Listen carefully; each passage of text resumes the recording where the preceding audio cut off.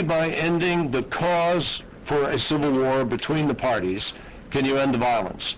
Every general, from Abizaid to Casey to Petraeus, even the President and the Secretary of State, have again and again said there's no military solution, and yet their policy continually seeks a military solution.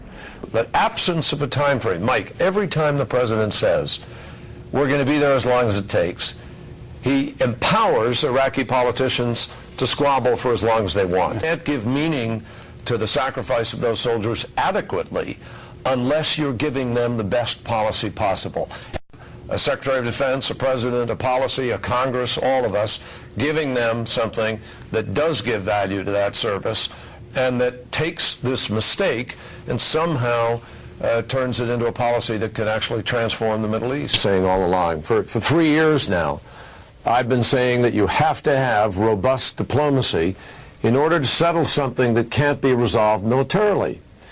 And what bothers a lot of us is that despite the fact that General Casey and Condoleezza Rice and others keep saying there's no military solution, our soldiers are caught up in the middle of a military action without the commensurate diplomatic and political effort to try to resolve it. This has to be resolved politically, and it doesn't have any party label, Alan. You know, these are our troops that are on the ground who are in harm's way. These are American interests that are very serious in the region. The interest of stability, the interest of our relationship with our ally Israel, the Middle East peace process, Lebanon, Syria, Iran, which moves towards nuclear weaponry. These are huge issues.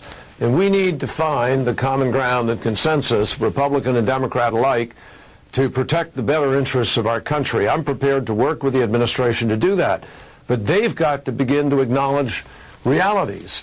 If the administration is saying at the same time, if the administration is saying everything's moving in the right direction, at the same time as our own intelligence agencies are telling us that our presence is creating more terrorists, we have a really serious disconnect, and we've got to get over that disconnect. This is a country that fought a 10-year war with Iran, lost 1 million people in the process of that. These are not people who are incapable of taking care of their security.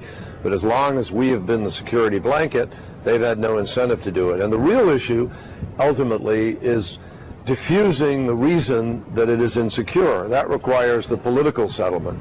And the political settlement is at the center of this, the military solution, and there isn't a military solution today.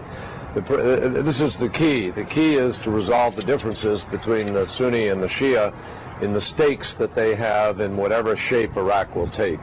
That will require diplomacy, and I hope the administration will move now to a very robust, very engaged diplomacy, not just on the subject of Iraq itself, but of the Middle East, Lebanon, Syria, Iran. All of those have to be part of the puzzle. The fundamental resolution that I've heard in every country I've been to Egypt, I met with President Mubarak, been to Jordan, met with King Abdullah yesterday.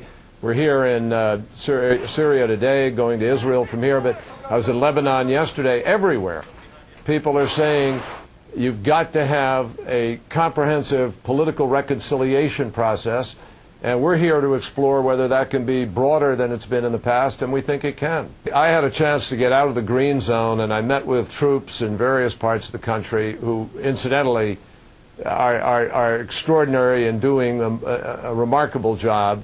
And they have a real point of view about that. I mean, they're going out on these patrols, they're doing a great job, but unless the Sunni-Shia fundamental divide begins to be resolved, and I think you're seeing steps taken to do that. There's this new coalition that's being built. There's an effort to try to bring reconciliation together. The Arab League is going to be involved. King Abdullah is involved. Others are involved. That is the key here. You have to resolve the stakeholder differences. Now, if there's no military solution, this is a moral issue at this point. I mean, this is a big deal. You get the entire Middle East that's a tinderbox. You've got a major potential of a complete implosion with respect to the Mideast peace process itself. We have been absent.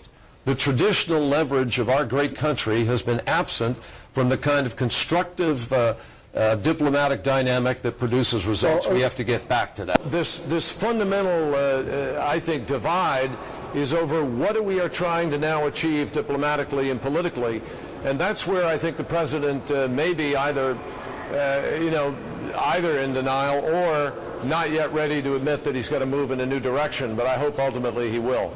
Your testimony in 1971, the end of that testimony now seems prescient and applicable to Iraq, that no man should be the last man to die in Iraq because of a failed policy. I believe that. Do you sort of feel reverberations of 1971 all over again in this report? I feel reverberations in the sense, Joe, that the policy is a failed policy which was based on a lot of misleading and even in some cases untruths. And I think that a lot of the American people are very upset about that. But we care about those service people. I mean, they are extraordinary. They deserve our support, and the best way to support them is to get the policy right now.